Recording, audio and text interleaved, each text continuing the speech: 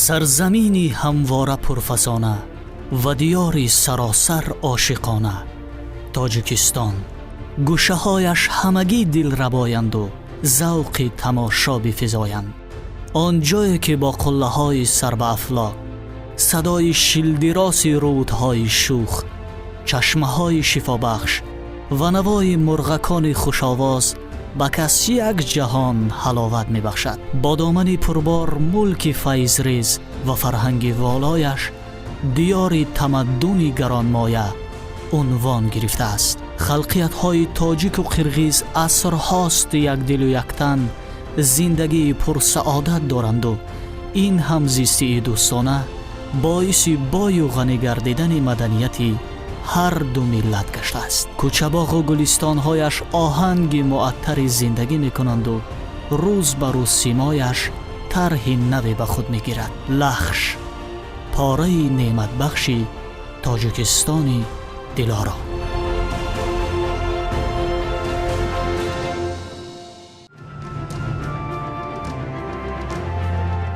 لخش همچون ناحیه خوشباد و هوا و سرسبز و گلبدامان وادی رشت از قله‌های خاموش و بی‌صدا، دشت‌های خوشمنظر و پهنا، رودهای جانبخش و مصفا و مردمی در کسب و کارهای گوناگون ممتاز و توانا عبارت است که تماشای طبیعت دلفریب و آشنایی با مردم معنیگرایش در واقع هر یکی را بالید روح می‌گرداند. ناحیه لخش سال 1931 تشکیل یافته سالها میان مردم با نام جرگتال معروف بود و از سال 2016 به این جانب نام لخش نعمت بخش را گرفته است که واقعاً یک مکان از دوستی و رفاقت پاینده و مهرآفرین را میماند. دو زبانی یکی از نشانه های فرق کننده یک جای شوی عنعنات و فرهنگ ساکنان ناحیه لخش به شمار می رود. تمام مردم اینجا با زبانهای تاجیکی و قرغیزی روان و شیوا حرف میزنند. عجیبشان است که هنگام واخوری بهر حرمت همدیگر به اختیار تاجیک با زبان قرغیزی و قرغیز با زبان تاجیکی کوشش میکنند که به گفتگو آغاز نمایند.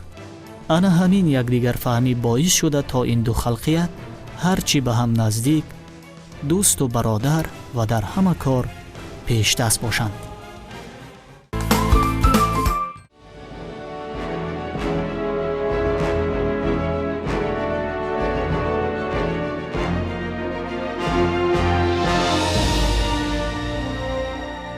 مثل دیگر شهر و نواحی جمهوری لخش اقلیم و طبیعتی به خود خاص دارد. حرارت اقلیمش بهار و تابستان خیلی معتدل می باشد و آن در شرایط بلندکوه از 1800 تا زیاده از 5000 متر جای گرفته است. محض هوای صاف و بی‌غبار این مکان باعث می شود تا کشاورزان در پرورش میوه‌جات و سبزوات دستی توانا داشته باشند.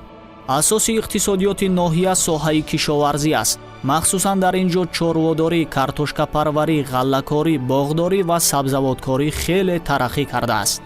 همساله به کشاورزان ناحیه میسر می شود مال و محصولات خود را به بازارهای داخل و خارج کشور برآورند و با این وسیله سطح زندگیشان را بهتر نمایند.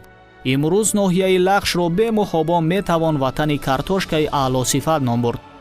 کشاورزان ناحیه مذکور هر سال چی در زمین‌های نزد حولگی و خواجگی‌های دهقانیشان کشت این نوع پالایزی را براه مانده بازارهای کشور را با سبزوات تر و تازه تأمین می‌نمایند. در ناحیه 1716 عدد خواجگی‌های دهقانی موجود بوده. کشاورزان همه روزه به پرورش میوه و سبزوات مشغول می‌باشند. با مقصد زیاد نمودن استحصال محصولات‌های کشاورزی، بنیاد میدان باغات و برقرار کنی باغ‌های کهنه و سه نمودن میدان‌های کشت زراعت‌ها چاره‌های ضروری اندیشیده شده. در 3 ماه سال 2019 در میدان 2 هکتار باغ‌های نو بنیاد گردید. سال 2019 در میدان 2800 هکتار کشتی کارتوشکا براه مانده شد که موسم جمع‌آوری حاصل به آخر ماه سپتامبر و اول ماه اکتبر سال جاری راست می آید. حالا جهت دست یافتن به موفقیت‌های پیوسته در ساحه کشاورزی خواجگیداران ناحیه لخش هر یک قطعه زمین را آبیاری نمودند و پرورش میوه‌جات و سبزوات را براه ماندند. агарчи имрӯз ноҳияи лахш яке аз пешрафтатарин минтақаҳои аграрию саноатист, пас ба ин ҳадду ба ин тарз рушд гашта будани соҳаи мазкурро дар ин ҷо дар хоки зархез иродаи устувори мардумаш метавон маънидод кард, ки ҳамарӯз пайи талошанду меҳнатдӯст мебошанд.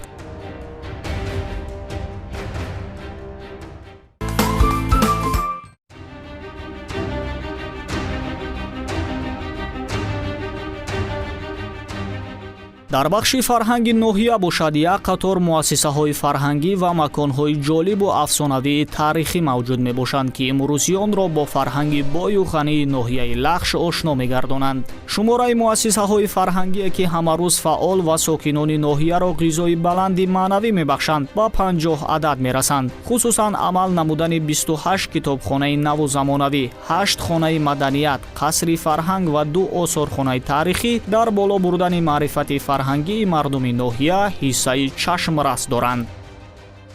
осорхонаи таърихи кишваршиносии марказии ноҳияи лахш аз шумури он муассисаҳои фарҳангиест, ки дар ин ҷо бештар аз 3000 нигораҳо гирдоварӣ шуданд ва ин нигораҳо мутааллиқ ба асрҳои 7 то ба 18 мебошанд, ки бевосита аз ҳудуди ноҳияи мазкур дарёфт гардиданд. музее ки айни замон шумо мебинед, ин бештар мутааллиқ ба асрҳои 20 аст ва онро арӯсон ҳангоми барпо шудани тӯй ба бар мекарданд. ин ҷо бошад намунаи гӯшаи ҳунарҳои мардумии ноҳия аст. ана ин либосҳое ки айни замон шоҳид мешавед, пӯстини мардона аст, ки дар асрҳои 20 мардон ба тан мекарданд. ин куртаро бошад бо нувони лахшонзамин ба бар менамуданд.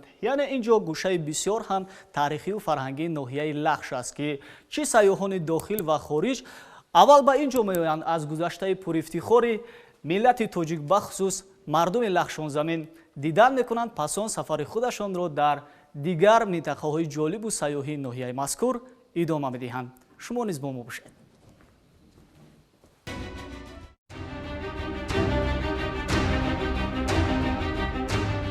барои фароғати наку бахшидан ба рӯҳу равони сокинон дар бахши фарҳанги ноҳия ансамбли тарона ва рақси садои лахш фаъолият мекунад, ки ҳар ҳафтаву моҳ барномаҳои ҷолиб манзур менамоянд.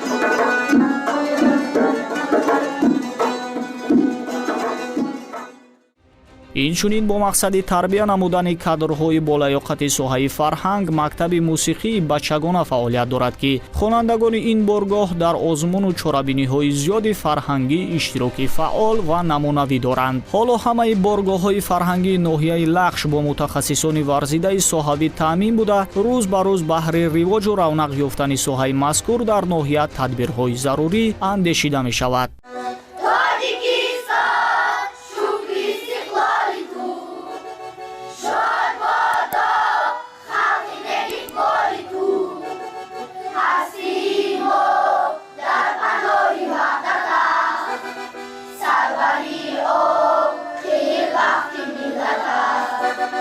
هستی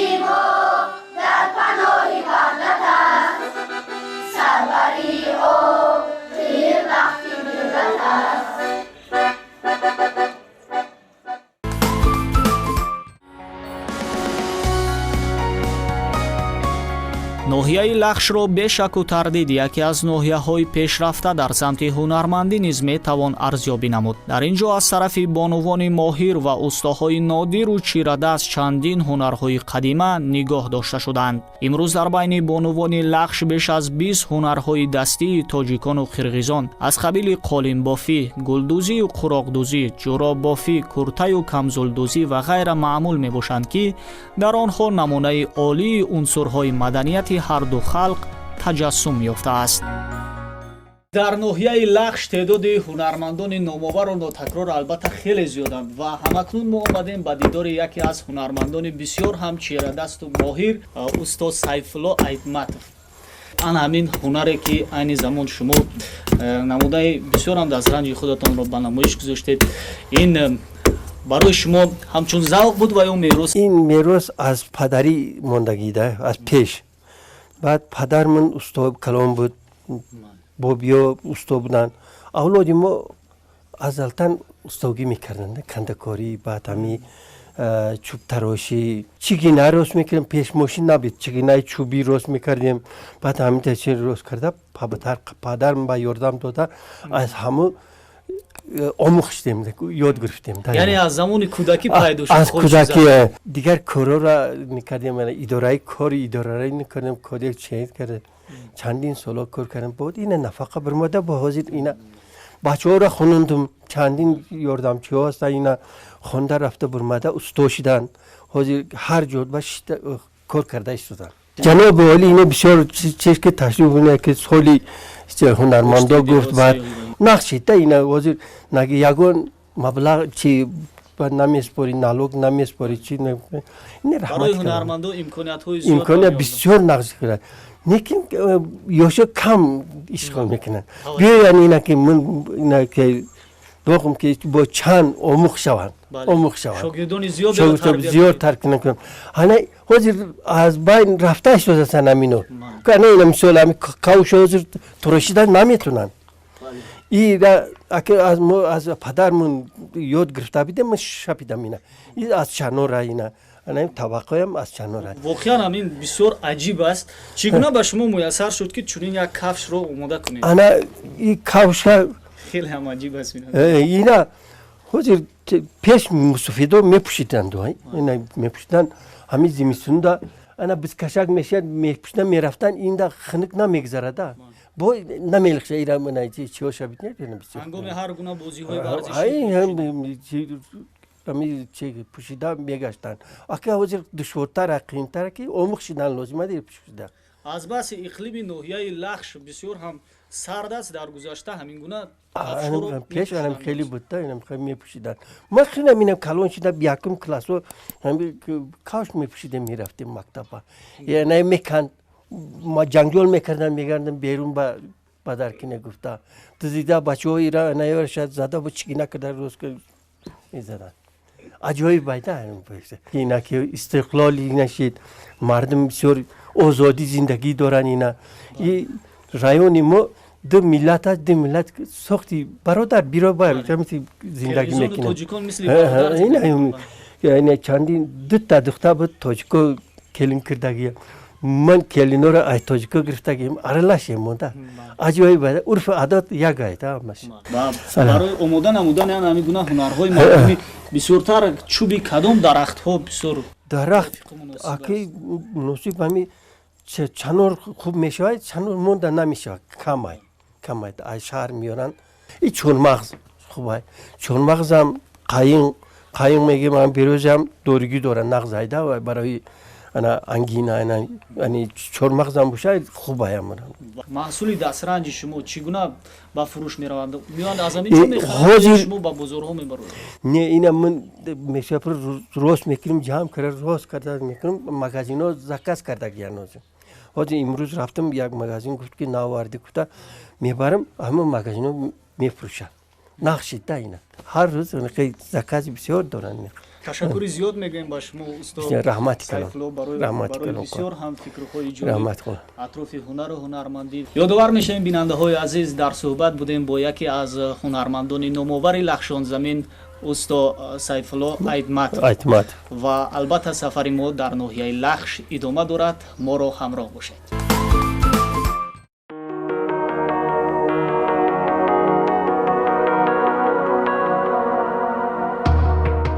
дар ҳаёти воқеӣ анъанаҳои миллии тоҷикону қирғизон чунон зуҳур меёбанд ки фарқияти онҳо номумкин мебошад. Он ба арзишҳои умумии сокинони ноҳия табдил ёфтааст. мардуми Лахш чӣ тоҷикон чӣ қирғизон дар баробари расму оин ва урфу одатҳо ҳамчунин касбу ҳунарҳои қадимаи худро то ба имрӯз нигоҳ доштаанд. дар воқеъ ҳамзистии бародаронаву дӯстона миёни тоҷикону қирғизон албатта бо ҳам омезиш ёфтани урфу одат ва анъанаҳои миллӣ ҳамчунин боиси боз ҳам мустаҳкам гардидани муносибати хешутаборӣ миёни ин ду қавмият гаштааст. дар ноҳияи Лахш албатта тоҷикон бо қирғизон ва қирғизон бо тоҷикон оиладор мешаванд ва айни замон мо дар яке аз хонадонҳои бисёр ҳам хушбахти ин ноҳия хонадони Юсуповҳо қарор дорем ки модари ин хонадон бо марди ин хонадон ки қирғизтабор ҳастанд оиладор шуданд ва мехостам бифаҳмам ки муддати чанд сол мешавад ки шумо якҷоя зиндагӣ мекунед? муддати 35 сола ки мо ҳами мардак қирғиз зиндагонӣ дорам. худам тоҷик, мардакам қирғиз. хуб, аз ҳамин издивоҷ соҳиби чанд фарзанд ҳастед шумо? шукронаи худо 6 духтару 2 писар. 8 фарзанд. фарзанди калонӣ муборакшо коргари ҳукумат, дар ҳукумат кор мекунад. дар ҳукумати ноҳияи ноҳияи Лахш кор мекунад. ане бачаам синфи 11 имсол буд кард.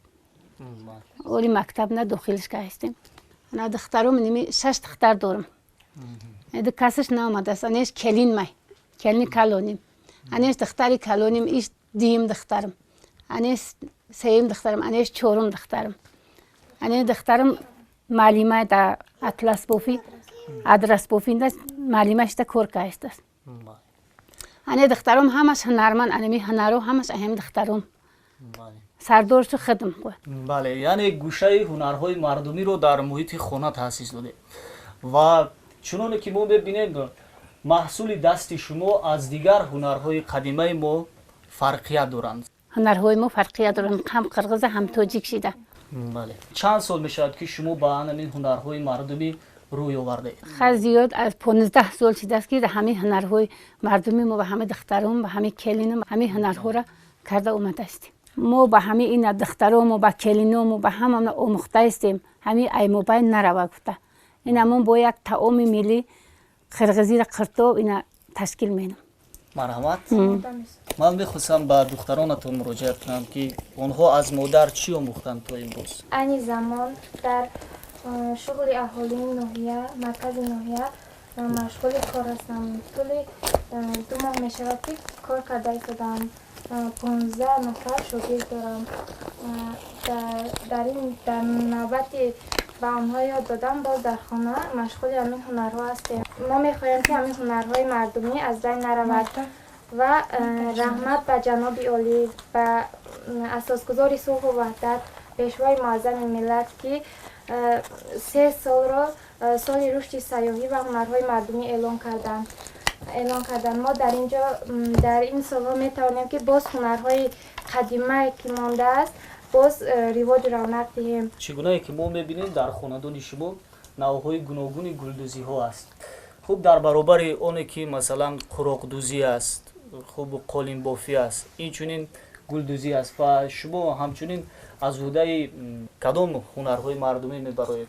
ман аз синфи 5 то ҳол бо дастгирии модарам, бо дастгирии апаҳоям гиленбофӣ, зардӯзӣ, чанд намуд ҷурабофӣ ва кавшакбофӣ ва бисёр ҳунарҳоро аз худ кардам. айни замон бо ҳамин ҳунарҳо машғул ҳастам. ман ва ба ҷавондухтарони дигар низ тавсия медиҳам ки ба ҳамин ҳунарҳо машғул шаванд. агар бекор вақти худро бекор сарф накунанд. ина таоми мо қуртоби қирғизӣ ина тайёр шуд дар муддати 5 дақиқа. ина шумо бичашед. марҳамат.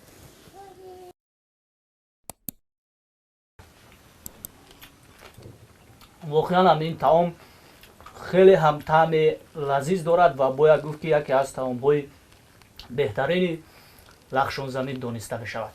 یادآور میشیم بیننده‌های عزیز که ما چند در صحبت بودیم با یکی از خاندان‌های معروف لخشون زمین، خاندان یوسفوف ها. البته سفر ما در ناحیه لخش ادامه دارد. با ما باشید.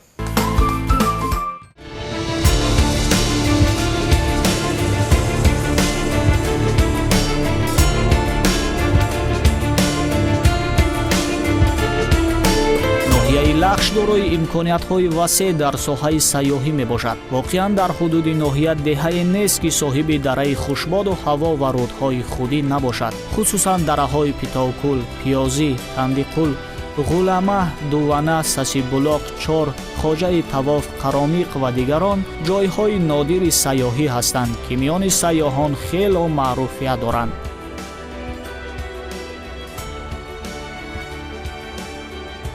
از قدیم عنعنه خوب رایج است که مردم به دره و دشت‌ها، کوه‌ها و چشمه‌ها و غیر موافق خصوصیت و نشانه خاص همان موضع نام می‌ماندند.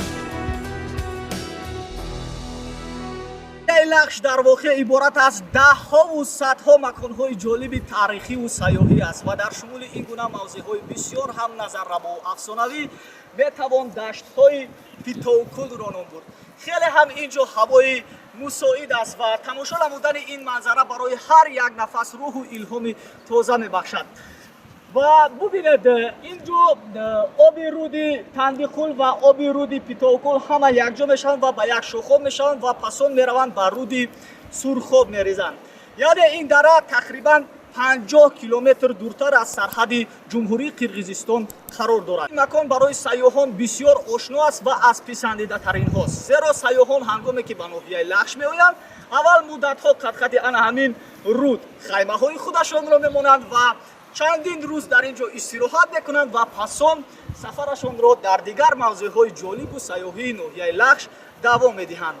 و ما نیز اکنون از این مکان میرویم به دیگر جایهای تاریخی و دیدنی ناحیه لخش. با ما باشید.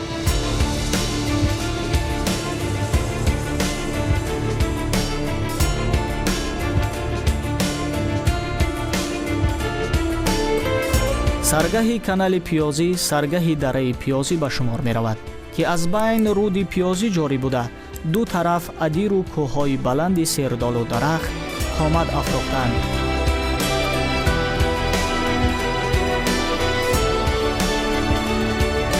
این دره به درازناکی تقریباً به مسافه زیاده از 20-30 کیلومتر طول کشیده است. آغاز بهار را در اینجا پیر و برنا هر سال بی‌صبرانه انتظار می‌کشند و بین ساکنان ناحیه موضع خوشمنظره، پرفیض و آوازدار است. رود پیازی از بین دره پرشست جاری است و گلماهی در آن فراوان است.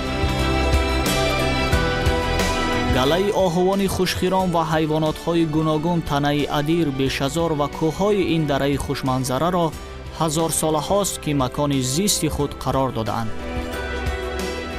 در واقع می‌توان گفت دره پیازی با دلربایی‌اش یکی از موضع‌های نادر سیاحی ناحیه لخش به حساب می‌رود.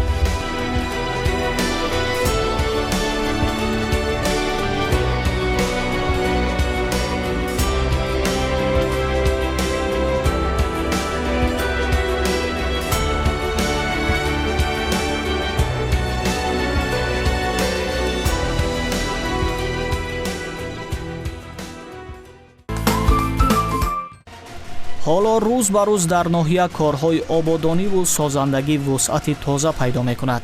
در پرتو این همه آبادی، آسودگی، تاجیکان و قرقیزان چون دو خلقی به هم دوست و برادر به هم آمده در نشأ و نما یافتن زادبوم بهشتیشان نقش مؤثر می‌گذارند و به شک می‌توان گفت اینجا گوشه است که از مهر و محبت و برادری پاینده گردیده است.